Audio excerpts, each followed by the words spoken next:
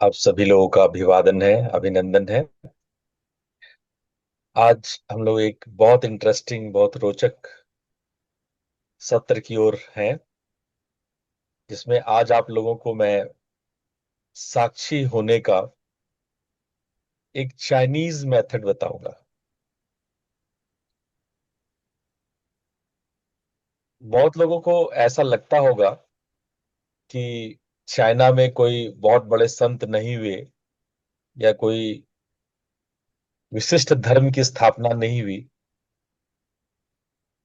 तो आज मैं ये मिथ भी दूर कर दूंगा। चाइना में बहुत सारे प्राचीन धर्म हुए जो कालांतर में नष्ट हो गए, पर उसमें से कुछ आज भी जीवित हैं। आज पूरे China, Korea, Japan, south east Asia में और अब तो कहें पूरे विश्व में प्रैक्टिस होने वाले वो धर्म जो साक्षी भाव को, चेतना के प्राकृतिक स्वरूप को प्रकट करता है, आज हम उसकी बात करेंगे।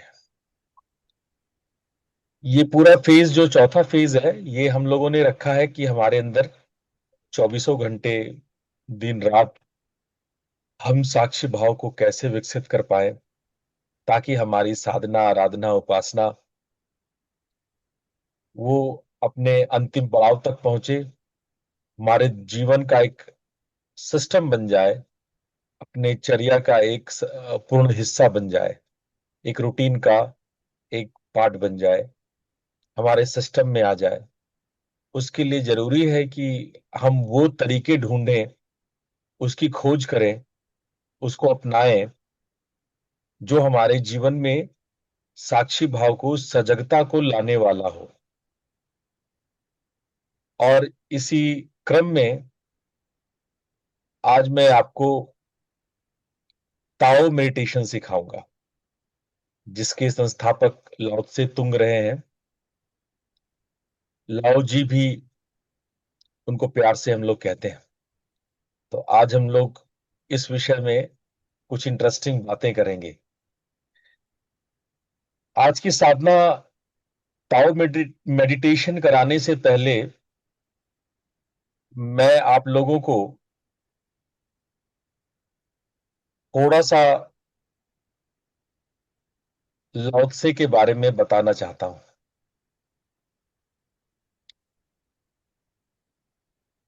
लाओ त्से चीन के एक बहुत प्रसिद्ध दार्शनिक हुए, जो बुद्ध के समकालीन थे, बुद्ध के टाइम के थे। ऑलमोस्ट आप ये मान के सकते हो कि 300-400 ईस्वी पूर्व के ये लाओ त्से रहे होंगे। जो ये शब्द है, कई लोग तो ये मानते हैं कि ये कोई व्यक्ति नहीं है। कुछ इतिहासकार मानते हैं कि ये कुछ व्यक्तियों के समूह के विचार हैं।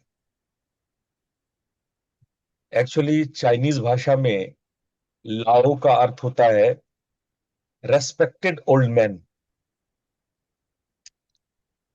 जो कोई बूढ़ा वृद्ध व्यक्ति जो बहुत रेस्पेक्टेड हो, पूरा कबीला, पूरा समाज जिसकी बातें मानता हो, जो वो कहे उसके अनुसार करता हो, ऐसे रेस्पेक्टेड ओल्ड मैन को नॉर्मली हम लोग चाइनीज ताओ कहते हैं।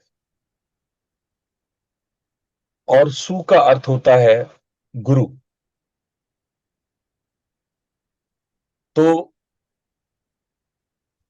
उस टाइम में जब, अगर हम लाओ त्से को एक व्यक्ति मानते हैं, तो ये व्यक्ति कोई तीसरी चौथी शताब्दी पहले, जब चाइना में झोउ वंश था, झोउ राजवंश था, झोउ डायनेस्टी था,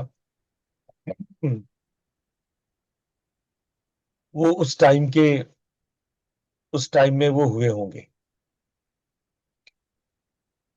अच्छा, ये इतना इंटरेस्टिंग है। चाइना में एक और धर्म विकसित हुआ जिसको कहते हैं कन्फ्यूशियस। आज भी पूरे चाइना में कन्फ्यूशियस का एक स्ट्रांग, आज चाइनीज जो मेंटेलिटी है वो कन्फ्यूशियस से बहुत प्रभावित है। तो ये कन्फ्यूशियस के समकालीन थे, और ऐसा बताया भी जाता है कि कन्फ्यूशियस लाओत्से से मिले थे।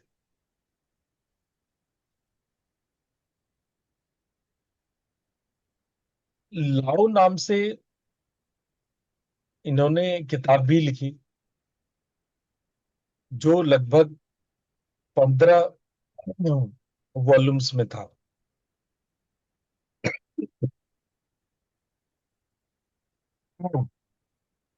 और ये इतने बड़े विद्वान थे, उनका पूरे इलाके में बहुत सम्मान था। उनकी कहानियां आज भी चाइनीज स्कूलों में पढ़ाई जाती है।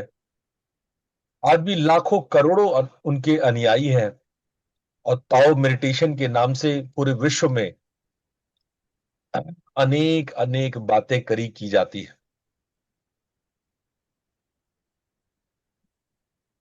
वो ऐसे, उनके स्टेटमेंट्स इतने साधारण लेकिन गहरे, मीनिंगफुल, बहुत सिंपल शब्दों में बहुत गहरे तक छू देने वाले उनके स्टेटमेंट्स हैं।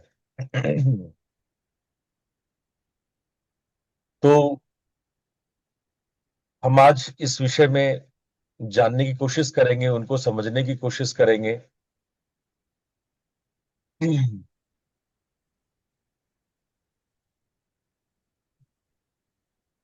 और जैसा मैंने बताया कि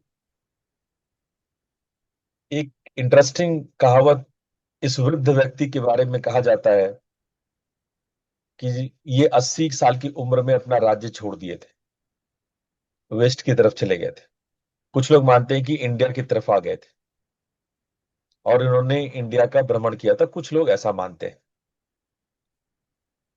और मजेदार बात यह है कि जब वो 80 साल की उम्र में चाइना छोड़ करके वो वेस्ट या इंडिया की तरफ आए थे, तो वो एक नीले रंग के भैंस पर बैठ के आए थे।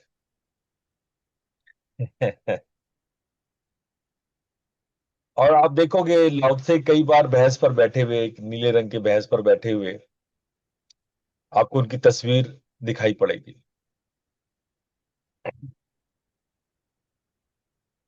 उन्होंने जो किताब लिखा, ताओ, वो किताब लगभग 80 81 चैप्टर्स का है। और उसका सेकंड पार्ट है ते। ते भी दो भाग में है,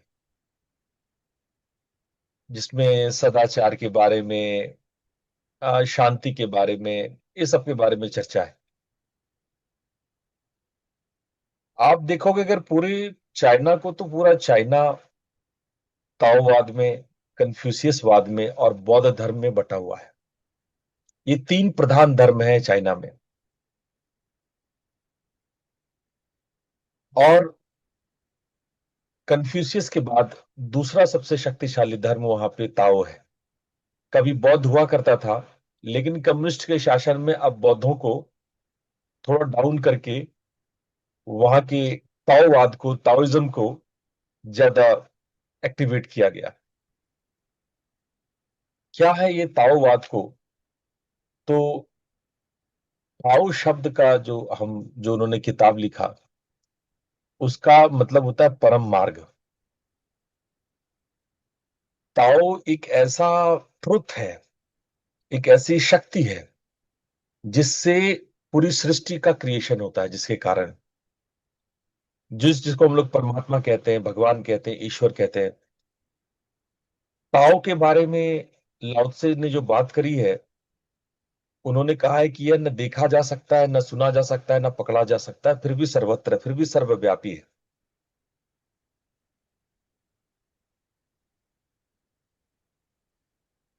और बहुत इंटरेस्टिंग डायलॉग्स में जो बहुत कम समझा गया है, उसमें ताओ कहते हैं कि परमात्मा यानी ताओ ने एक को जन्मा, एक ने दो को तीन को, और तीन ने सबको।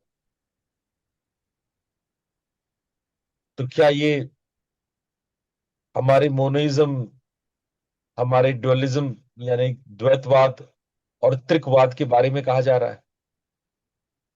क्योंकि बहुत सारे भारतीय सिद्धांत की छाप आप उनमें पाएंगे। एकदम ठीक महात्मा बुद्ध की तरह ही वो कहते हैं कि प्रकृति ही ताओ की अभिव्यक्ति है, यानी प्रकृति ही, नेचर ही परमात्मा की अभिव्यक्ति है, और उसमें बहना मोक्ष है। वो भगवान बुद्ध की तरह ही प्रकृतिवादी थे। अगर आप तेव नामक जो उसका सेकंड पार्ट है, दूसरा भाग का जो बुक है, उसमें आप देखेंगे तो उसमें लाओ त्से की व्यक्तिगत अपनी बातें जो मन को शांत करने वाली है, सरलता, नम्रता, करुणा, ये तीन पर बहुत सारे आपको स्टेटमेंट्स मिल जाएंगे, जिसमें ज्यादातर बातें बिना प्रदर्शन की जीना, ये सब बातें बहुत एक्सप्लेन की गई है। बिना स्वार्थ के सेल्फलेस सेवा, प्रकृति के अनुसार अपना जीवन जीना, ये सब बातें ते में लिखी गई है। उनकी मेडिटेटिव प्रैक्टिसेस में वू वेई नाम का वू वेई नाम का एक प्रैक्टिस है, जिसको अगर हम ठीक ठीक हिंदी में ट्रांसलेट करें तो अक्रिया, नॉट फंक्शन, नॉट डूइंग, क्रिया मतलब एनी एक्शन, नॉट एक्शन, अक्रिया, अक्रिया को वू वेई कहा गया। वो लाओ त्से का सिद्धांत नदी में बहने जैसा था। वो कहते थे आप बहो नदी में, प्रयास रहित होना चाहिए आपकी क्रिया, कोई जबरदस्ती नहीं होनी चाहिए, जैसे नदी बहती है। लेकिन हाँ, सजग होना चाहिए, जैसे कि हमारे सनातन धर्म कहते हैं। आप बहने के अतिरिक्त कुछ कर भी नहीं सकते। आप परमात्मा के अनुसार आप और कुछ कर भी नहीं सकते। आपकी फ्रीडम बस इतनी है कि आप सजग हो जाए। और यही बात लाओ से भी कह रहे हैं। उनके कुछ स्टेटमेंट वू वेई के बारे में बहुत इंटरेस्टिंग है। जैसे वो कहते हैं कि पानी सबसे नरम है, फिर भी पत्थर को काट देता है। नदी की तरह बह जाना, पानी की तरह बह जाना। और उनकी स्टेटमेंट्स का आज भी चाइनीज प्रशासन में, चाइनीज परिवारों में, चाइनीज रीति रिवाजों में लोग वू वेई का प्रयोग करते हैं। उनके जीवन के ढंग में, उनके जीवन के आदर्श में आप वू वेई को देखेंगे। वू वेई क्या है? हमारे गीता का वो स्टेटमेंट कि आपको फल की इच्छा करना नहीं है, कर्मण्येवाधिकारस्ते मां फलेषु कदाचन, इसी की पुनरावृत्ति है, इसी को बोला गया है, इसी को कहा गया है। अहंकार रहित कार्य, फल की इच्छा के बिना कार्य। जब आप अपने कार्य में ईगो जोड़ लेते हैं, जब आप सेल्फ ईगो के शिकार हो जाते हैं, आपको लगता है ये मैं कर रहा हूं, करता मैं हूं, करने वाला मैं हूं, आप फल की आकांक्षा करने के लिए के आधार पे कर्म करते हैं, तो आप वो वेई के विरोध में है। वो वेई में लाओ त्से ने बहुत अच्छे से समझाया है कि किस प्रकार से हमारे जीवन, हमारे कर्म सरल, सहज, जैसे पानी बहता है वैसा होना चाहिए।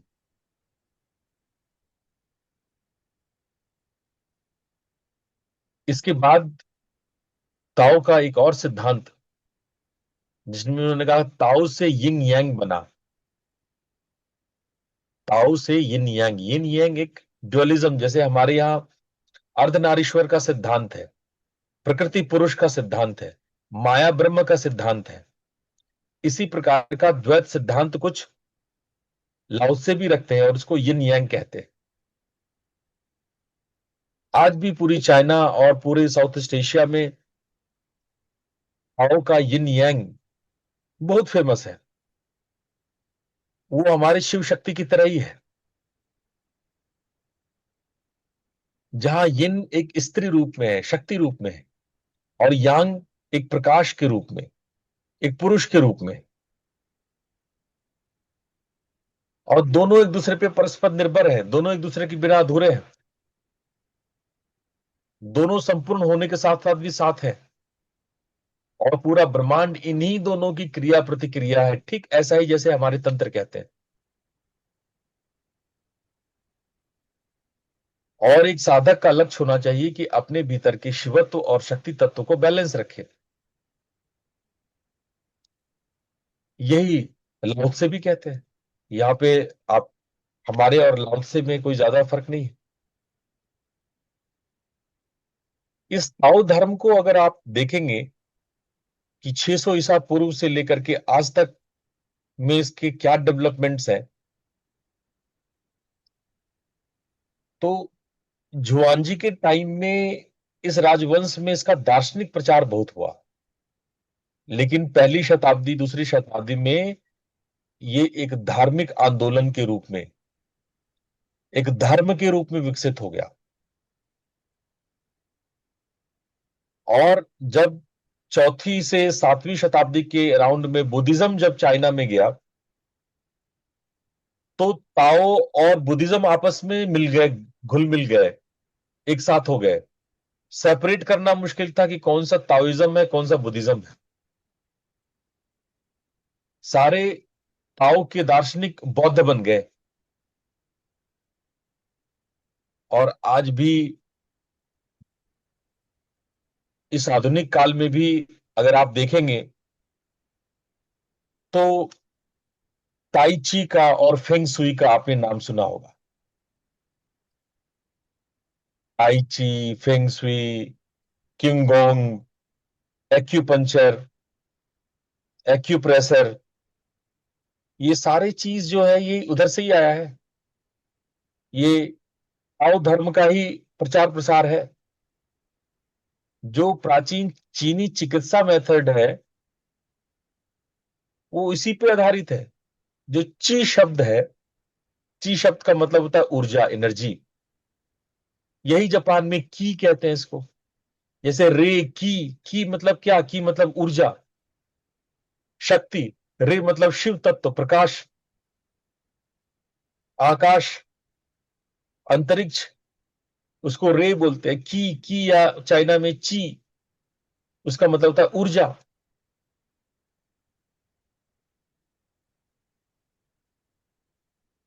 ठीक है।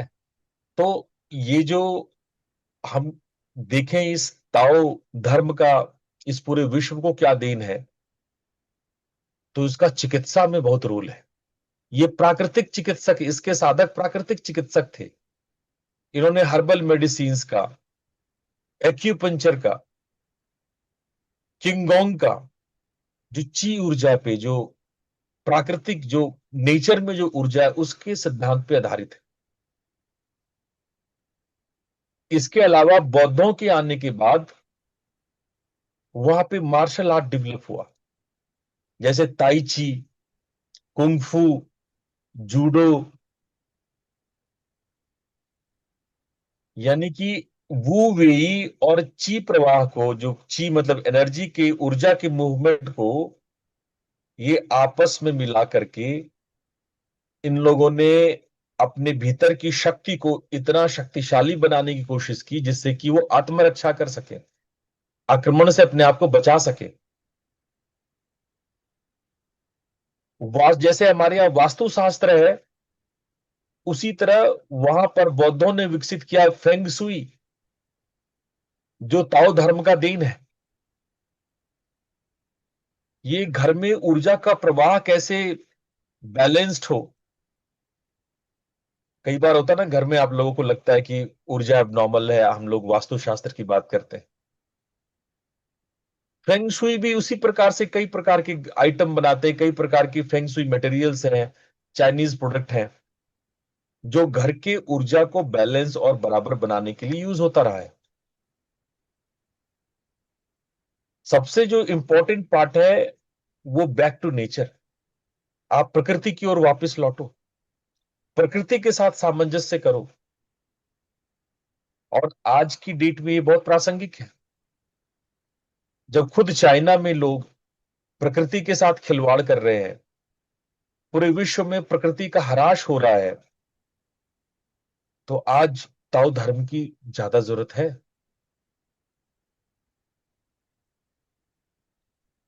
खुद western philosopher Carl Jung, Carl Jung का जो कॉन्सेप्ट है, बहुत कुछ वो लिख के कई जगह यिन यांग के बारे में उन्होंने उससे प्रेरणा ली, है ना। जो जैन मेडिटेशन में माइंडफुलनेस की बात है, हम लोग जैन मेडिटेशन में भी चर्चा करेंगे। जो माइंडफुलनेस का तत्व लिया गया है वो लाओ से ही तो सबसे पहले उन्होंने ये बात की थी माइंडफुलनेस की। आज की डेट में आप कोई भी चीनी चित्रकला ले लो, चीनी कविताएं, पोइट्रीज, उनके संगीत, सब में आपको ताओ दिख जाएगा, ताओ का सौंदर्य बोध दिख जाएगा। ताओ का एग्जैक्ट अगर उसके बेस, हम कहें तीन रत्नों की बात करें कि क्या, थ्री थ्री जेवल्स ऑफ ताओ धर्म, तो है करुणा। करुणा का मतलब कि सभी प्राणियों के प्रति दया, हिंसा और अहंकार का त्याग। दूसरा है जियान, जियान का मतलब होता है सरलता से जीना। उस दिन मैंने आप लोग को बताया था कि अपरिग्रह के बारे में, तो जियान क्या है? जियान है अपरिग्रह करना, सरलता से जीना। साईं इतना दीजिए जामे कुटुंब समाए, मैं भी भूखा ना रहूं साधु न भूखा जाए। हम प्रकृति का पोषण करें, ये जियान है। और थर्ड पार्ट आता है नम्रता, जेंटलनेस, विनम्रता। आप आगे आने की होड़ छोड़ो। बहुत लोग होते हैं कि नहीं, मैं ही लीडिंग करूं, मैं ही आगे आऊं। आगे आने की जो होड़ है उसको छोड़ करके वो कहते पीछे रह करके नेतृत्व करो। लीडर को कभी आगे आके खड़ा नहीं होना चाहिए, लीडर को सबसे पीछे लास्ट बेंच में बैठ के चुपचाप सबको वॉच करना चाहिए। जो बैक बेंचर्स होते हैं वो बेहतर नेतृत्व कर सकते हैं। जो साधारण होते हैं वही लोगों को नेतृत्व कर सकते हैं, और जो असाधारण बनने की कोशिश करता है, जो अहंकार और सेल्फ ईगो में चला जाता है, उसको ताओ कहते हैं, वो डूब जाता है। हम बेहतर है कि हम नदी में पानी की तरह बहें, बिना किसी अहंकार के, बिना किसी प्रदर्शन के, बिना किसी शोबाजी के।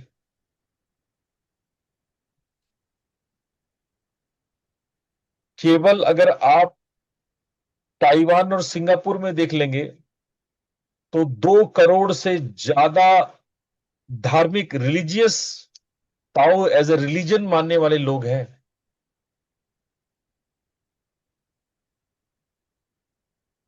और इनकी जो किताब है ताओ ते किंग, जो हम कहते हैं ताओ एक पार्ट है, ते एक पार्ट है, ताओ ते चिंग, ये दुनिया में दूसरा सबसे ज्यादा अनुवाद किया गया ग्रंथ है बाइबल। बाइबल दुनिया में सबसे ज्यादा अलग अलग भाषाओं में ट्रांसलेट किया गया। बाइबल के बाद दूसरा सबसे ज्यादा ट्रांसलेटेड अगर कोई ग्रंथ है तो ताओ ते चिंग है।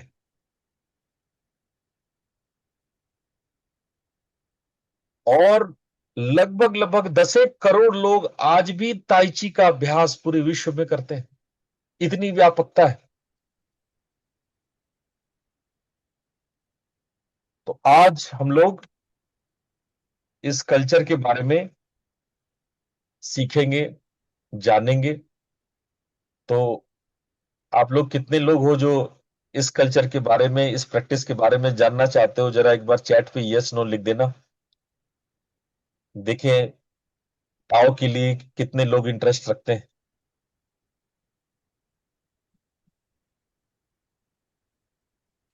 प्रवीण जी भी सीखना चाहती हैं, रोशन भी, श्रीनिवास भी, शर्मा जी भी, अर्जुन, सृजना, डॉक्टर अशोक। धन्यवाद आप सभी लोग का कि आपने इस विषय में रुचि दिखाई। मुझे ये धर्म पसंद है और मैं अक्सर इसको पढ़ा करता हूँ। मेरे पास एक किताब है और ये किताब को मैं अक्सर पढ़ा करता हूँ। कई बार गीता और योग सूत्र की तरह हमें प्रेरणा मिलता है इससे। जीवन की वो अनसुलझी बातें जो हम सामान्य रूप से नहीं समझ पाते हैं, हम इसमें समझ लेते हैं। तो आज इसलिए मैंने सोचा कि आज आप लोग को थोड़ा लीक से हट करके कुछ कुछ चाइनीज आइटम आप लोग को प्रस्तुत किया जाए। मैं देख रहा हूँ आप सबके चैट पे आ रहे हैं कि आप लोग सुनना चाहते हैं। श्रीवास्तव जी, नीलम जी, मुकेश जी, पराशर जी, हरिहरन जी, गुप्ता, सब सब लोगों का आ गया। ठीक है, बहुत बढ़िया। आप लोग खूब इंटरेस्टेड हैं। तो चलिए थोड़ा सा प्रैक्टिस करते हैं। उसके बाद आज थोड़ा सा हम ताओ के बारे में और आप लोग को आगे बताएंगे। तो आप लोग स्थिर होकर के बैठ जाइए।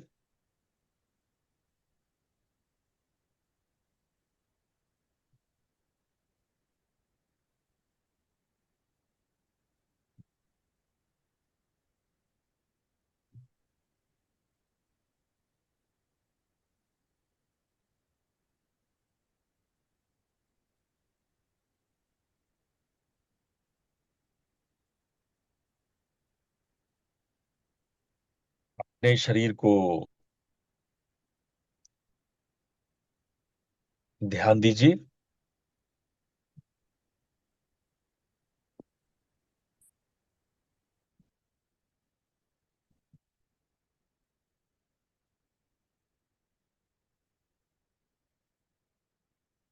आंखें कोमलता से बंद रखेंगे। श्वास धीरे धीरे लें, छोड़ें।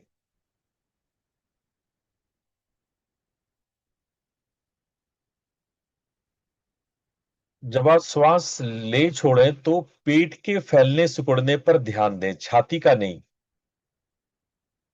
आप कोशिश करें कि जब आप श्वास लें तो आपका पेट फैले।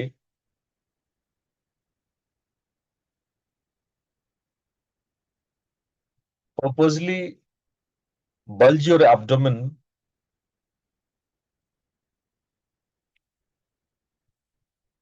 expand your abdomen and contract it and shrink it down. छाती को स्थिर रखेंगे, केवल पेट को फैलाएंगे, सिकोड़ेंगे। आप काउंटिंग का इस्तेमाल कर सकते हैं। सांस लेने के बाद एक, दो, तीन, चार बोल के पेट को फैलाइए, फिर धीरे धीरे आराम से सांस छोड़ दीजिए।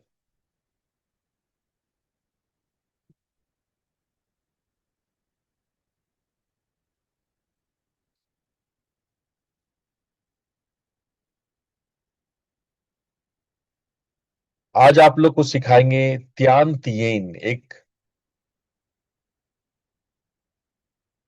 ताओ मेडिटेशन का एक पार्ट है, त्यान तियेन। त्यान तियेन में हम लोग नाभि के नीचे श्वास को महसूस करने की कोशिश करते हैं। आप लगातार अपने पेट को एक्सपैंड एंड कॉन्ट्रैक्ट करें। With each and every breath, your abdomen is expanding and contracting.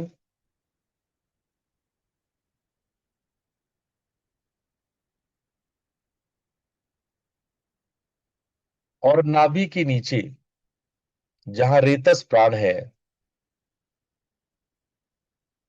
जहां पे ब्रह्म ग्रंथि है,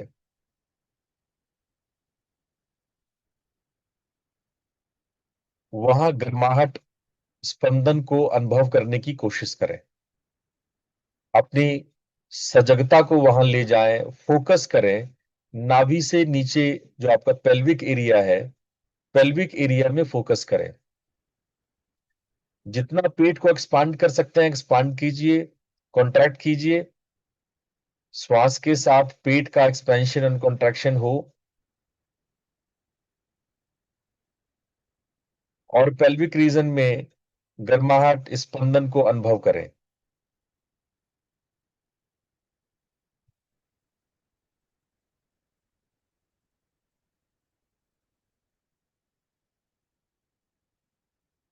सांस का रेशियो डबल रखें। 4 की गिनती में सांस लेते हैं तो 6 की गिनती में श्वास छोड़ेंगे।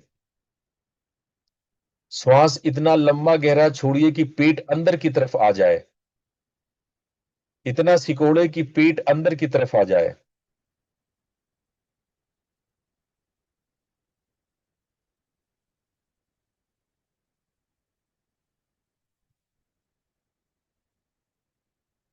यह साधारण क्रिया आपके भीतर में ची यानी ऊर्जा का प्रवाह बढ़ा देगा।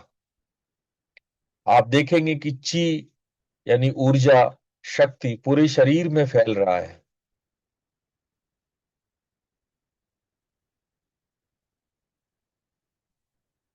अगर आप ची के प्रवाह को अनुभव करते हैं तो इसे त्यान तियेन कहते हैं।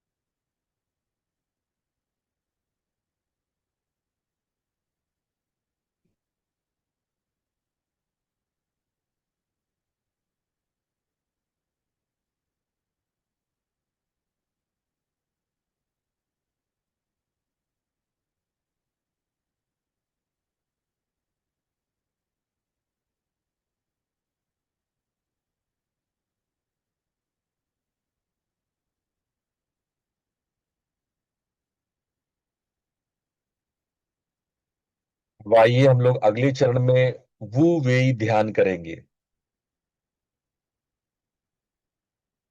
वू वेई ध्यान के लिए अपने शरीर पर एक बार फिर से सजग बने। न तो शरीर के प्रति कठोर बने, न तो इतने ढीले कि आप सो जाएं।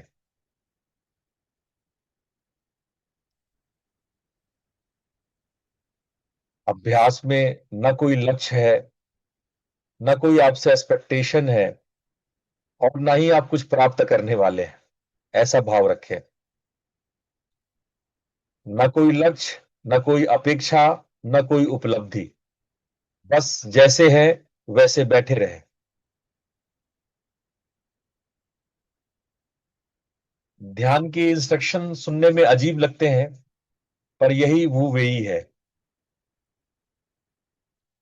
यदि विचार आते हैं तो उन्हें न पकड़ें न हटाएं। बस जस का तस उसे रहने दें। बादल की तरह गुजरने दें। लेट इट गो करें। अगर पकड़ेंगे तो बना रहेगा, और हटाएंगे तो सप्रेशन की वजह से और जोर से आएगा। इसलिए न पकड़ें न हटाएं। बस बादल की तरह गुजरने दें। स्वयं को आप आकाश मान लें, अंतरिक्ष मान लें, स्पेस मान लें, जिसमें बादल आते जाते हैं।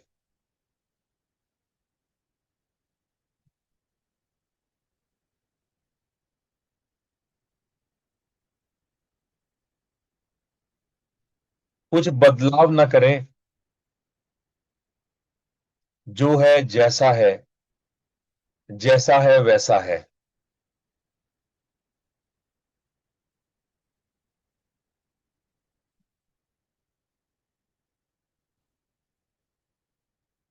वो वही ध्यान अपने आप में कोई क्रिया नहीं है, बस होना है आपको। To be there. To be present in the moment, वो यही होने का ध्यान है।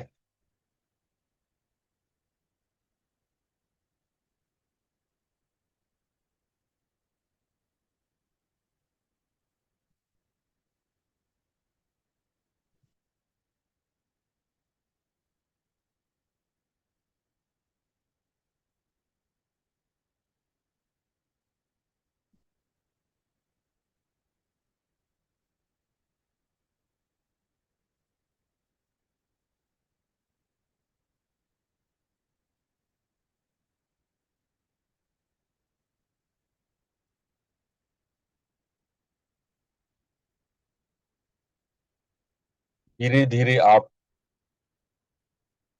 अंतिम चरण में प्रवेश करेंगे, जिसको कहते हैं वो ची।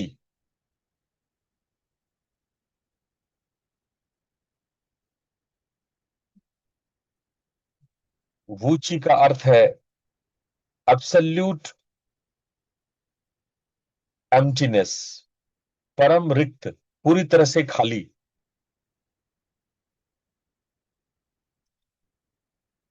आप जैसे खाली बर्तन हैं, आप जितना खाली बर्तन होंगे, परमात्मा उतना ही आप में भरता जाएगा।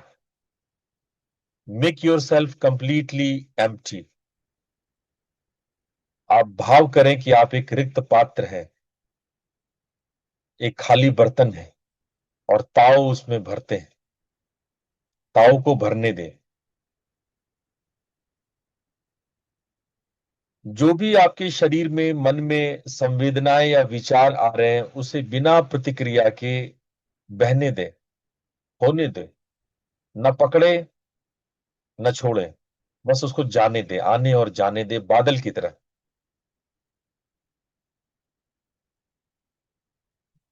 विचारों को वैल्यू ही मत दीजिए इतना कि वो आपको परेशान भी कर सके।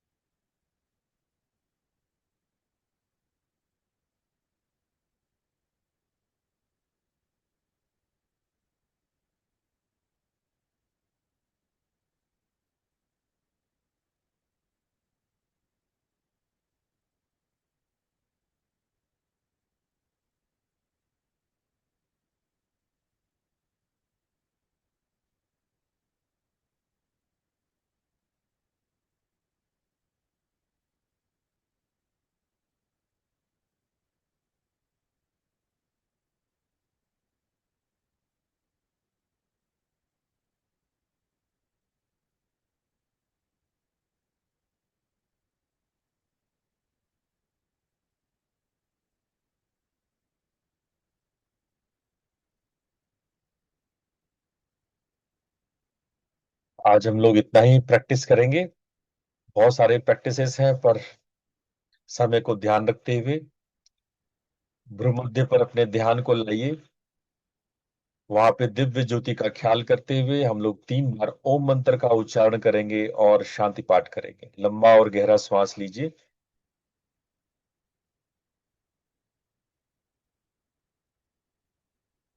ओ, ओ,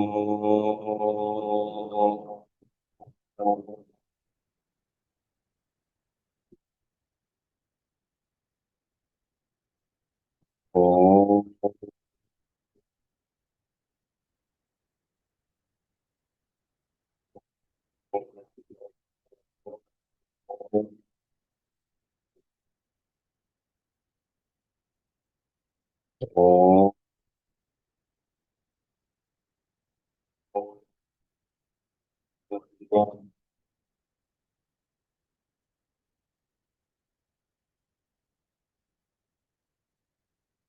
ओम असतो मा सद्गमय, तमसो मा ज्योतिर्गमय, मृत्युर्मामृतं गमय। ओम शांति शांति शांति। दोनों हथेलियों को आपस में रगड़ते हुए अपनी आंखों पर रखें और धीरे से अपनी आंखें खोल लें।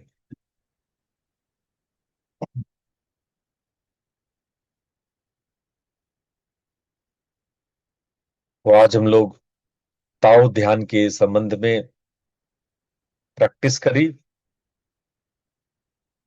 आपने देखा कि पूरे दुनिया भर के संतों ने किस प्रकार से साक्षी भाव और सजगता को प्रश्रय दिया, जो अध्यात्म का मूल है।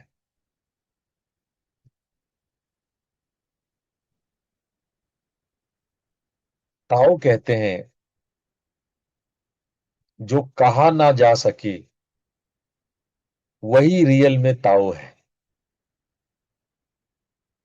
वेदांत में इसी को अनिर्वचनीय कहते हैं। जैन ने इसे स्यातवाद कहा।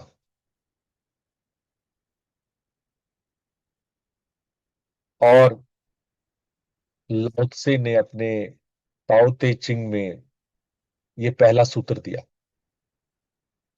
जो एक्सप्रेस कर दिया जाए, जो कह दिया जाए, वो सत्य नहीं है।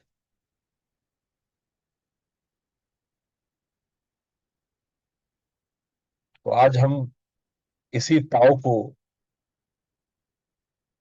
थोड़ा ध्यान से समझने की कोशिश करते हैं। आज मैंने पिछले आधे घंटे में आप लोगों को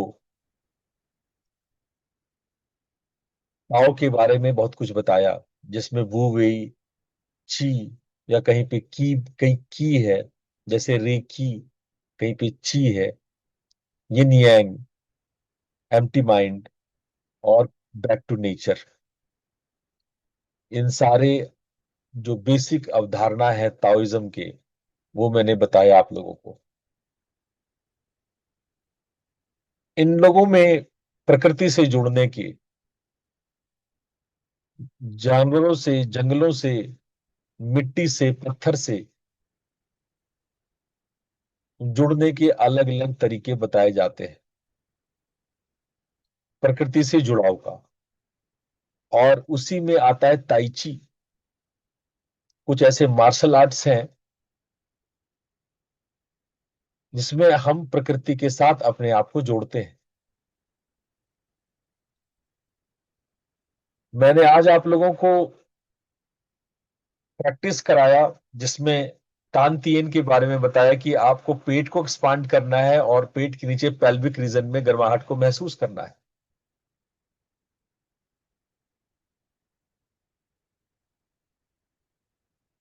आज आप लोगों को हमने वू वेई का प्रैक्टिस कराया 7 मिनट,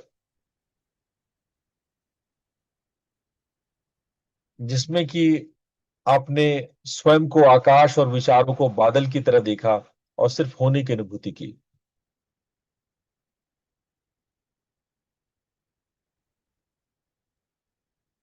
प्रैक्टिस और भी है, ची फ्लो भी है, लेकिन ची फ्लो होने से पहले वू वेई अच्छे से होना चाहिए। अगर वू वेई नहीं होता है तो ची फ्लो नहीं होता है। तो आज मैंने वू वेई तक 3 चरण आप लोग को आज मैंने प्रैक्टिस कराया था। इसके अलावे भी water meditation, tree meditation and cloud meditation Tao के लिए एक शक्तिशाली मेडिटेशन प्रैक्टिस है। ये सारे अभ्यास आपको प्रकृति के साथ करनी पड़ेगी। इसके लिए आपको हमारे साथ ऑफलाइन क्लासेस ज्वाइन करना पड़ेगा।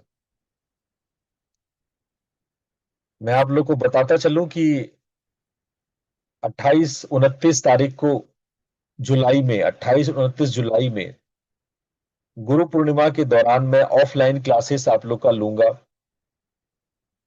जब तक आप ऑफलाइन इस ची को, इस ऊर्जा को अनुभव नहीं करेंगे, तो मैं यहां से ऑनलाइन जितने भी पढ़ा दूं, जितने भी बता दूं, ये आप लोगों के लिए इंफॉर्मेशन बन के रह जाएगा। ये कभी भी आप लोग के ब्लड में, खून में नहीं उतरेगा। ये आप लोग का विजडम नहीं बनेगा, ये इंफॉर्मेशन बन के रह जाएगा। अगर आप चाहते हैं विजडम बने तो गुरु के साथ अभ्यास कीजिए, गुरु के सानिध्य में अभ्यास कीजिए। गुरु के साथ बैठ करके अभ्यास करना, इसी को उपनिषद कहते हैं। गुरु के साथ वास करना, उसी को उपवास कहते हैं। जब किसी अनुभवी के साथ, लाओ का मतलब क्या होता है? गुरु, कोई वृद्ध व्यक्ति जो सब कुछ जानता हो।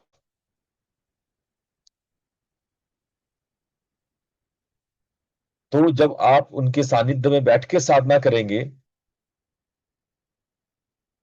तो आप आगे बढ़ पाएंगे। बहुत लोग को लगता है कि हम YouTube में बैठ करके सब कुछ सीख लें, किताबों से सीख लें, खुद से अभ्यास कर लें, और इसीलिए भटकते भी रहते हैं। गुरु यदि मिल जाते हैं तो गुरु के साथ बैठ के अभ्यास करो, सरल और सहज व्यक्ति की तरह। कभी भी असाधारण लीडर बनने की कोशिश मत करो। पीछे बैठ करके एक सहज साधारण व्यक्ति की तरह अभ्यास करो। यही लाओ त्से भी कहते हैं। कुछ लोग दूसरों को दिखाने के लिए कि मैं कितना महान हूं, मैं कितना विशेष हूं, मैं आप लोगों से बेहतर हूं, तो वो गुरु के सामने भी गलतियां करते हैं।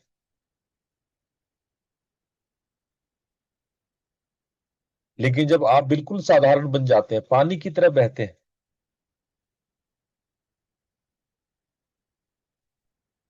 बहता तो कचरा भी है, लेकिन कचरा ठोकरे खाता हुआ बहता है, किनारों में ठोकरे खाता फिरता है। लेकिन उस नदी में जब आप पानी बन जाते हैं तो आप सिर्फ बहते हैं। तो कुछ ऐसे अभ्यास हैं जिसमें आप प्रकृति के साथ घुल मिल जाते हैं, बैक टू नेचर हो जाते हैं।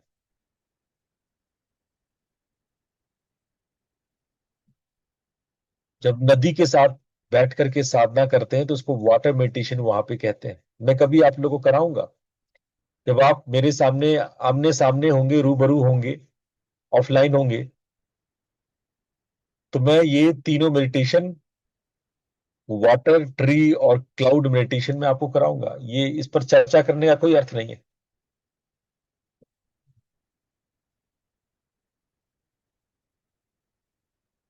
हाँ, अर्पण मूर्ति सवाल पूछे। प्रणाम गुरुदेव।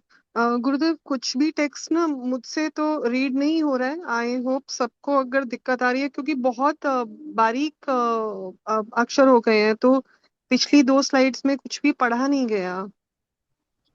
कोई बात नहीं, सुन तो रहे हो ना। जी।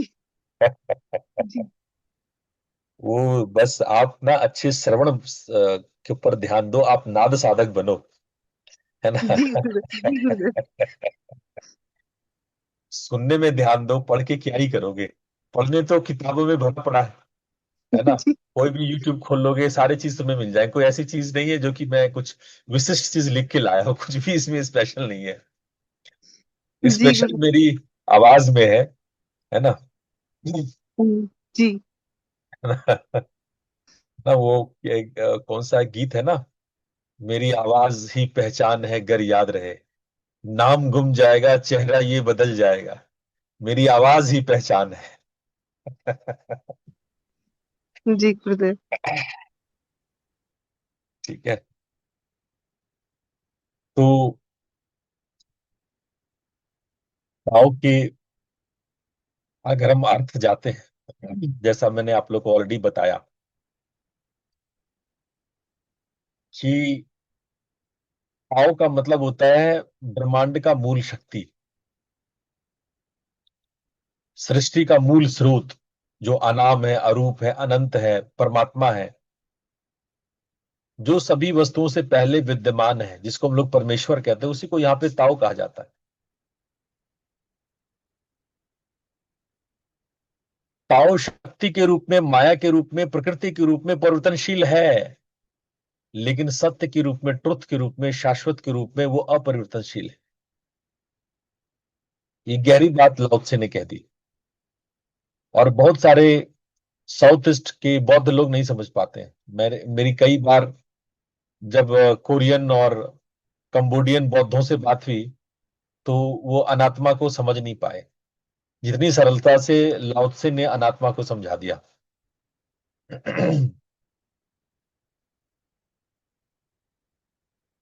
लेकिन मुश्किल ये है कि परमात्मा के बारे में कुछ बताया नहीं जा सकता है, वो अनिर्वचनीय है। अगर आप कुछ बता रहे हो तो वो पूर्ण सत्य नहीं है।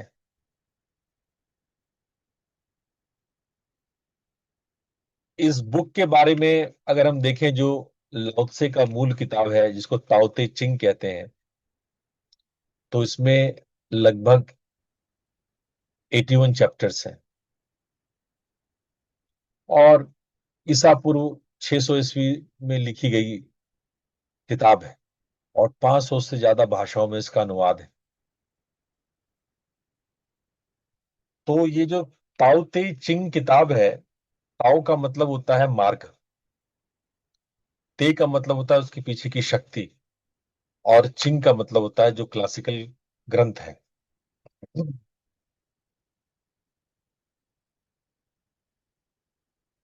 और लाओ, जैसा मैंने बताया, लाओ का अर्थ है पुराना पंडित, कोई वृद्ध, कोई गुरु, कोई ऋषि, उसी को लाओ कहा गया। तो ये चिंग दो है, ताओ चिंग और ते चिंग, ये दो पार्ट में ये किताब है। ताओ ताओ ते दो भाग में, एक ताओ चिंग और ते चिंग। चिंग का मतलब होता है क्लासिकल टेक्स्ट। उसके बाद एक महान दार्शनिक जुआंगजी हुए, उन्हें जुआंगजी अपने नाम से किताब लिखी जो 33 चैप्टर्स का है, और उसमें सबसे फेमस कहानी है, उन्हें बहुत कहानी सरल भाषा में जुआंगजी लिखते हैं, एक तितली का सपना। इसके बारे में मैं आपको बताता हूँ, बड़ा इंटरेस्टिंग स्टोरी है। एक बार जुआंगजी ने एक सपना देखा कि वो तितली बन के उड़ रहे हैं। अब आप कहोगे तो ये तो सामान्य सपना है, दुनिया भर में लोग देखते हैं, सब लोग देखते हैं, इसमें क्या खासियत, क्या खास बात क्या हो गई? लेकिन वो बड़े परेशान थे। वो कभी इधर जाए, कभी सारे शिष्य उनके, क्या हो गया गुरुजी, आप इतने परेशान है? सपना तो कुछ भी हो सकता है, कोई सांप देख लेता है, कोई बिच्छू देख लेता है, पता नहीं क्या क्या क्या ही लोग सपना देखते हैं आप। तो जुआंग ने बड़ा इंटरेस्टिंग स्टेटमेंट दिया, जो विचारणीय है। बोले वो मुझे समझ में नहीं आ रहा है कि मैंने तितली का सपना देखा या तितली मेरा सपना देख रही है, कि जुआंगजी, यानी मैं जुआंगजी हूं कि तितली हूं? तितली ने मेरा सपना देखा या मैंने तितली का सपना देखा? समझ रहे हो बात को? बात की गंभीरता को समझो, अरे बहुत गंभीर प्रश्न है।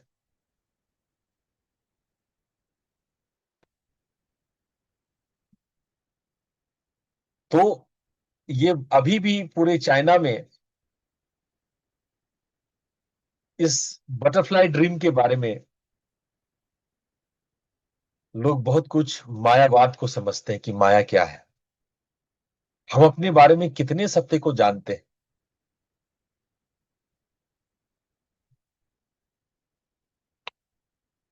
तो जब हम ताओ के मूल के सिद्धांत को समझते हैं, तो हमें सत्य का पता लगता है जो अनएक्सप्लेनेबल है।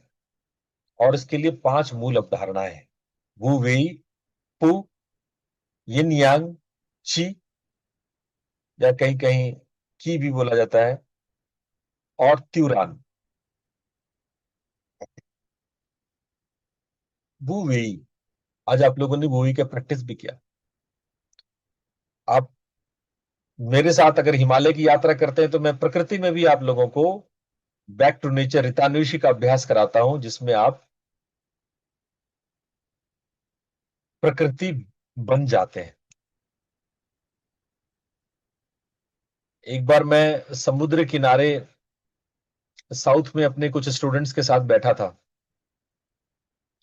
मैं घंटों बीच पर बैठ करके सागर को देख रहा था। स्टूडेंट्स बैठे पास में, मित्र आए और पूछे कि गुरुजी क्या देख रहे हो घंटों से आप सागर। उनके हिलाने पर मेरा ध्यान खुला। मैंने कहा मैं तो भूल ही गया कि मैं राजेश था, मैं डॉक्टर राजेश हूं। मैं तो पिछले 4-5 घंटे से मुझे लगा कि मैं सागर और लहरें हूं। लहरों की तरह मैं बार बार आता था, लौट के वापस होता था। मुझे तो ख्याल भी नहीं था कि मैं राजेश हूं। इतना एकीकरण, इतना एक साथ हो जाना, उस यूनिटी में मुझे अपने अस्तित्व का ख्याल ही नहीं रहा। मैं सागर बन गया, मैं लहर बन गया। और इसी को मैं रितान्वेषी का बैक टू नेचर कहता हूं। आप सत्य का अन्वेषण कैसे करेंगे, रित का अन्वेषण कैसे करेंगे? जब आप सत्य बन जाएंगे, यू बिकम। जब आप पेड़ को देखते हैं, पेड़ बन जाइए। चिड़िया को देखते हैं, चिड़िया बन जाइए। आप चिड़िया से संवाद कर लेंगे, पेड़ से आप कनेक्शन स्थापित कर लेंगे। मैंने पिछले बसंत पंचमी में भी ये कला आप लोग को सिखाया था कि जब तक आप उसके साथ यूनाइट नहीं होंगे, उसके लिए मैंने 6-7 टेक्निक्स बताई थी आप लोगों का, जो लोग आए होंगे वो जानते होंगे।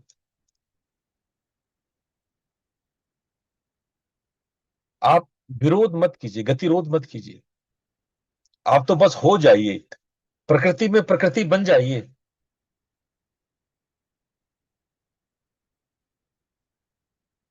लेकिन प्रॉब्लम है विचारों का, बाधा है विचारों का। और वो वही कहते हैं कि विचारों को जबरदस्ती रोकना नहीं, उसको भी बहने देना। रोकना नहीं, टोकना नहीं, उसको जाने देना। उसको पकड़ लोगे, उसमें रुचि लोगे, तो और ज्यादा स्ट्रांगली आप तक आएगा। उसको रोक दोगे तो सप्रेस होकर के डबल स्ट्रांग तेजी से आपके पास आएगा। उसे बस देखो, साक्षी बन जाओ।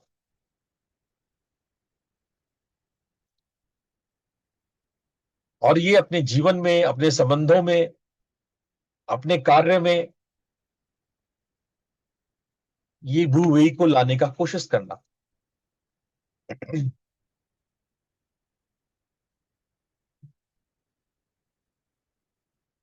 पू, दूसरा है पू।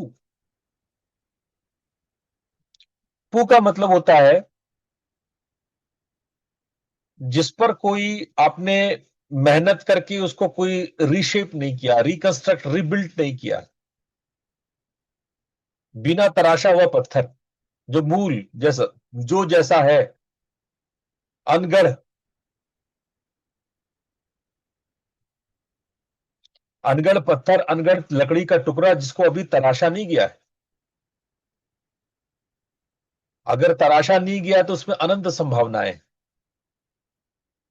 लेकिन अगर उसको आप तराश देते हैं, उसमें कुछ डिजाइन कर देते हैं, कुछ कॉन्फ़िगर कर देते हैं, तो वो सीमित हो जाता है।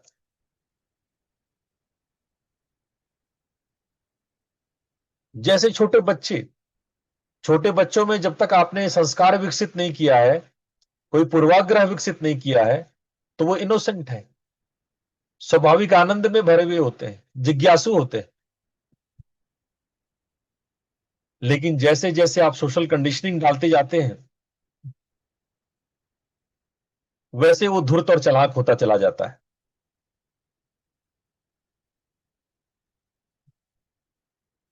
वैसे ही ध्यान में ताओ कहते हैं कि पू का ध्यान करना चाहिए।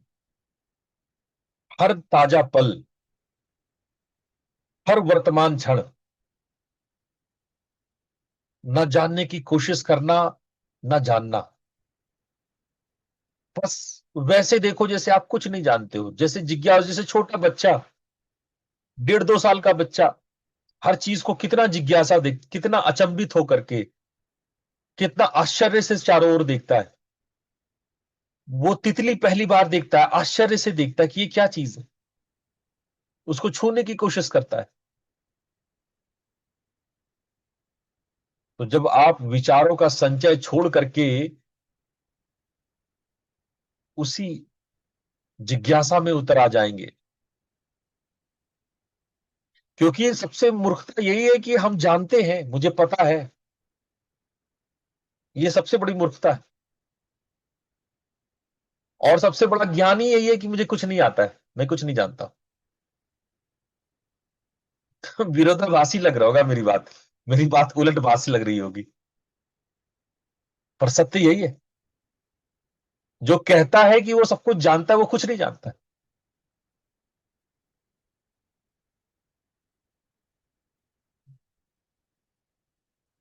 यही आश्चर्यजनक, पश्चिम में एक बहुत बड़े दार्शनिक हुए, लोग आए खोजते हुए उनको, ग्रीक पहुंच गए सब लोग, कि आपके यहाँ वहां विद्वानों का नगरी है, सबसे बड़े विद्वान कौन है?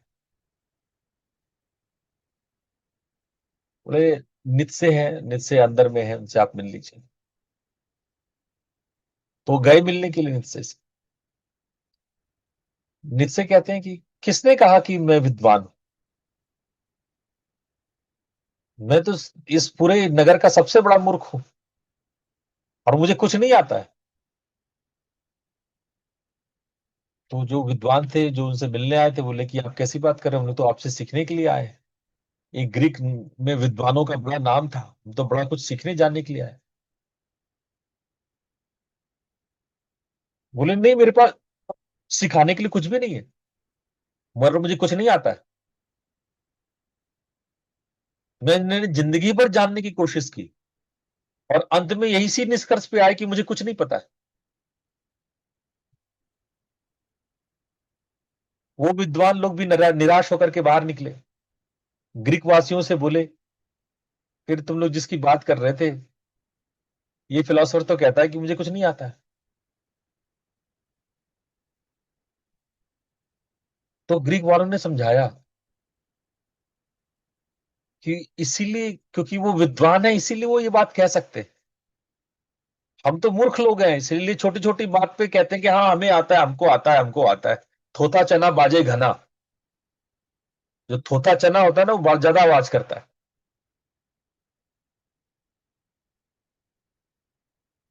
तो जो लोग कहते हैं ना मुझे बहुत कुछ आता है, मुझे ये आता है, मुझे वो आता है,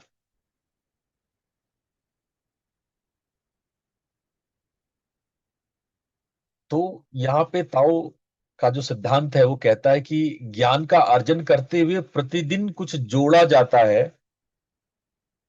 और ताओ का अभ्यास करते हुए प्रतिदिन कुछ छोड़ा जाता है।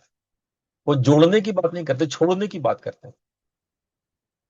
छोड़ते छोड़ते छोड़ते छोड़ते एक समय में ऐसा आएगा कि तुम वू वेई की अवस्था को पालोगे।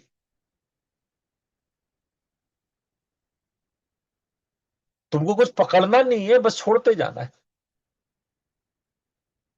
प्रॉब्लम तो यही है कि तुमने अनाप शनाप पकड़ रखा है।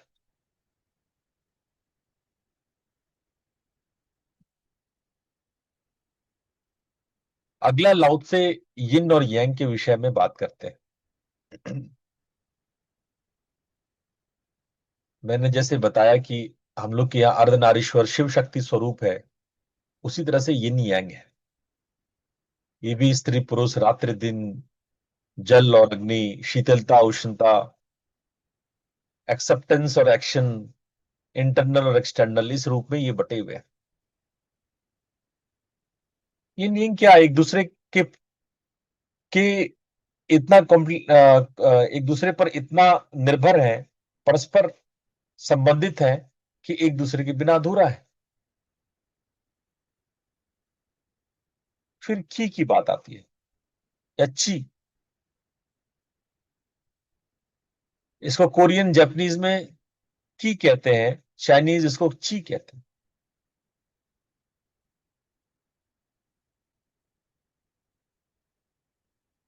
ये शक्ति तत्व, ची क्या है? शक्ति तत्व। और इसी चीज से पूरा जो सिस्टम है चाइनीज नेचुरोपैथी का सिस्टम डेवलप हुआ है। ब्रह्मांड की मूलभूत शक्ति जो हर प्राणी में, हर पदार्थ में, अंतरिक्ष में व्याप्त है, श्वास में, भोजन में, प्रकृति में, विचारों में। और इसी का जब ब्लॉकेजेस होता है, इसी का जब रोग रोग होता है, तो रोग, डिजीज डेवलप होता है। और जब ये प्राकृतिक रूप में फ्लो होता है तो उसको स्वास्थ्य कहते हैं। इसीलिए एक्यूपंचर करते हैं। एक्यूपंचर में क्या करते हैं? हम ची के फ्लो को प्रॉपर करते हैं। हम उसी जगह सुइयां चुभोते हैं जहां पे फ्लो रुका हुआ है, और सुई चुभाने से उसका फ्लो, उस की का फ्लो पूरा हो जाता है। और इस की का जो फ्लो होता है उससे रोग ठीक हो जाता है। इसीलिए इनके नेचुरोपैथ में चीकुंग और ताइची जैसे शब्दावली विकसित हुए।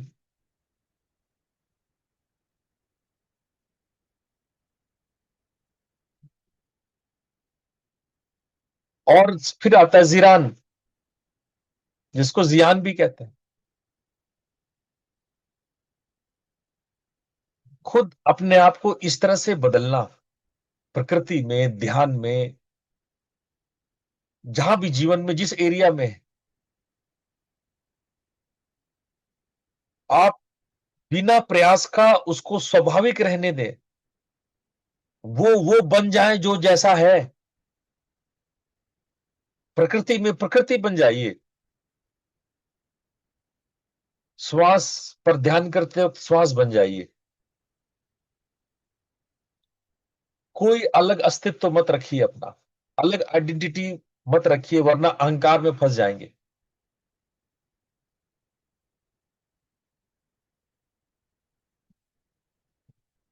आज हम लोगों ने त्यान तियेन की प्रैक्टिस करी। आज हम लोगों ने वू वेई का प्रैक्टिस किया।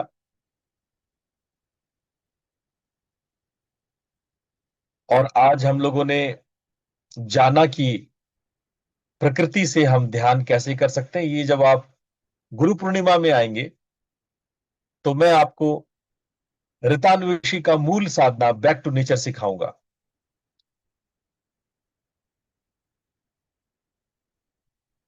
आज हम लोगों ने थोड़ा बहुत वूची का भी प्रैक्टिस किया था, कि आप एक खाली बर्तन है जिसको ताव से भरने दें। इसी को वूची कहते हैं। इसके अलावे जीवन के हर क्रम में हम ताओ धर्म को जोड़ सकते हैं। ताओवादी कहते हैं धीरे धीरे चलो, हर कदम पर पैर का धरती से स्पर्श को महसूस करो, श्वास को जोड़ो अपने कदमों से, विचारों को दृष्टा की तरह देखो, हर पल प्रकृति का कृतज्ञता महसूस करो। जैसे मानो आप चल रहे हैं तो मां पृथ्वी को हम धन्यवाद कर रहे हैं कि मां अपने मेरे पैरों को थामे हुए। आकाश एक छत्र की भांति है, धन्यवाद से, विनम्रता से भरेंगे।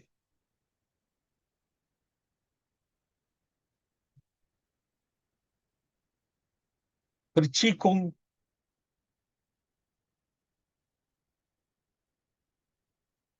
ये कुछ मुद्रा के प्रैक्टिसेस हैं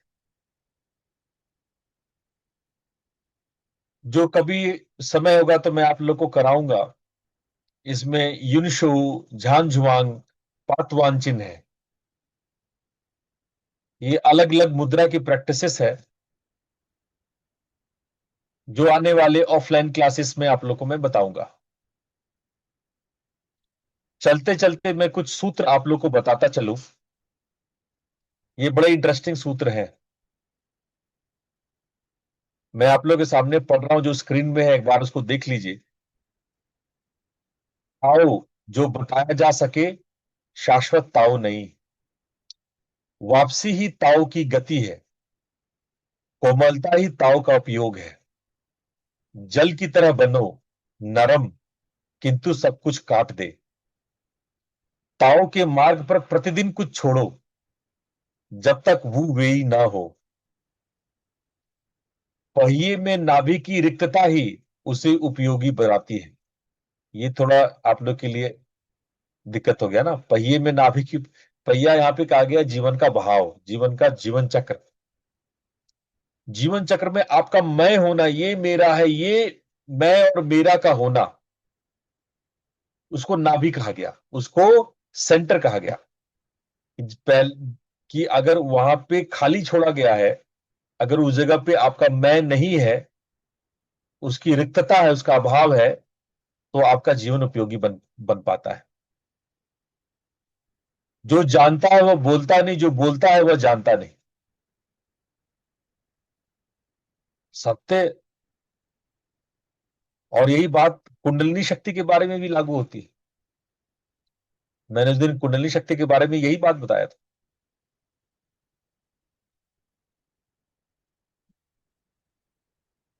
रिक्तता में लौटना, खालीपन में लौटना, इतना छोड़ो कि आप खाली हो जाओ। और जितना खाली होगे, उतना सत्य के करीब होगे। मेरे शब्द समझने में सरल, पालन में सरल, फिर भी कोई नहीं जानता, ऐसा लाओ से कहते हैं। दूसरों को जानना ज्ञान है, स्वयं को जानना ज्ञान से श्रेष्ठ है। ऋषि संग्रह नहीं करता, देते देते और समृद्ध हो जाता है। और बहुत सारी बोध कथाएं हैं। तितली की जो मैंने कहानी सुनाई, रसोईया और बैल, ताऊ की खोज, ये सब छोटी छोटी कहानियां हैं। मैं बीच बीच में आपको सुनाता रहता हूं। अगर हम कंपेयर करें ताओ का बौद्ध ध्यान से, योग ध्यान से, जैन से, तो ये एक चार्ट आपके सामने, एक परंपराओं का एक तुलनात्मक चार्ट मैंने रखा है। और जब ये कंपेरेटिव चार्ट आप देखेंगे तो हैरान रह जाएंगे कि ऑलमोस्ट ताओ ध्यान, बौद्धों का ध्यान, जैनों का ध्यान और योग का ध्यान लगभग एक ही एक जैसे हैं। इनके लक्ष्य में, इनके प्रयास में, इनकी प्रकृति में, इनके श्वास के प्रति, इनके बोध के प्रति जो अभ्यास है, लगभग सब एक जैसे हैं। इस विषय पर भी हम चर्चा करेंगे। पर जीवन में जो उतारा जा सके, वो यही है कि हम पानी की तरह बहें। प्रकृति आपकी सबसे बड़ी गुरु है। बैक टू नेचर, ऋतान्वेषों को अपनाओ। हम अपने जीवन को सरल बनाएं, जीवन को इतना खाली करें कि सत्य को पालें। आप बहिए, क्योंकि बहने के अतिरिक्त आप कुछ कर भी नहीं सकते, लेकिन होश में बहिए, होश मत खोइए। ये सब बातें जो लाओ त्से की थी,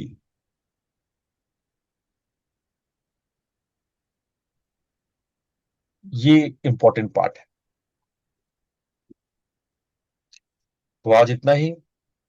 कल फिर हम लोग एक नए ध्यान के क्रम से आपको माइंडफुल मेडिटेशन, जो ज़ेन मेडिटेशन है, उसके विषय में हम लोग चर्चा करेंगे। जापान में ये ज़ेन मेडिटेशन कैसे विकसित हुआ, उनसे हम क्या क्या बातें सीख सकते हैं। कल हम लोग जापानी ध्यान को सीखेंगे, ज़ेन मेडिटेशन को सीखेंगे। तब तक आपका दिन शुभ हो, कल्याणमयी हो। आपके भीतर की आत्मा को नमन है। प्रणाम। प्रणाम गुरुजी। प्रणाम प्रणाम गुरुदेव। प्रणाम गुरुदेव। प्रणाम गुरुजी। प्रणाम गुरुजी। प्रणाम गुरुजी। प्रणाम गुरुजी।